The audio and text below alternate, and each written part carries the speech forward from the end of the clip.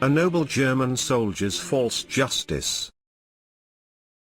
The Lacombe German War Cemetery in Normandy holds the remains of over 21,000 soldiers. It's easy to label these long-dead invaders as oppressors of a continent.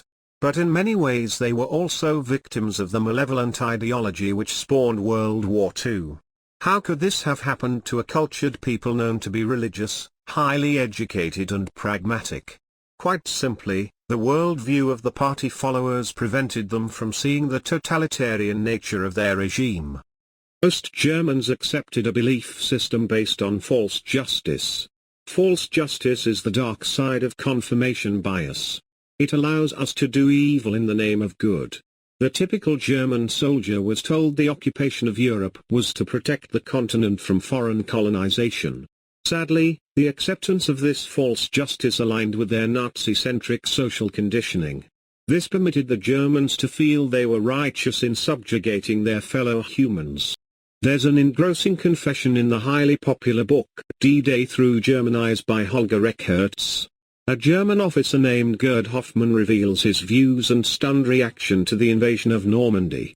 Only later does he realize he was lied to by his leaders when interviewed.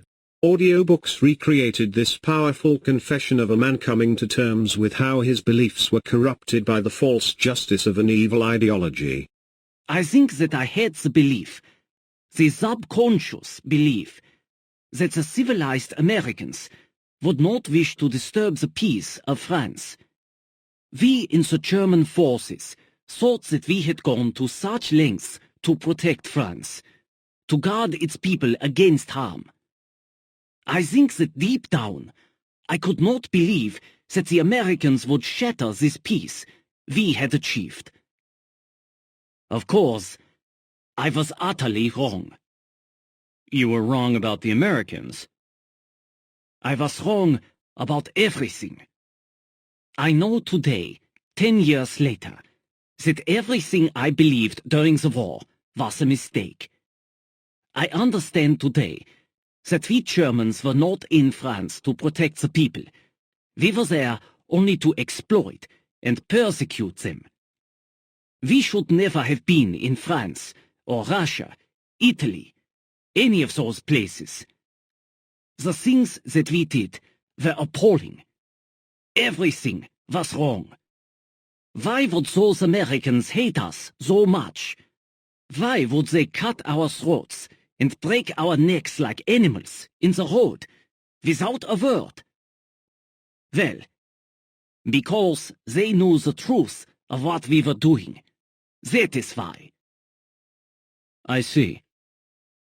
Herr Hoffmann, now that you have told me your experience, I realize that out of all the veterans of June 6th whom I have interviewed, you are the only one, out of 15 or 16 men, who has shown such a complete understanding of his own mistaken beliefs and his own delusions during the war. Is that correct?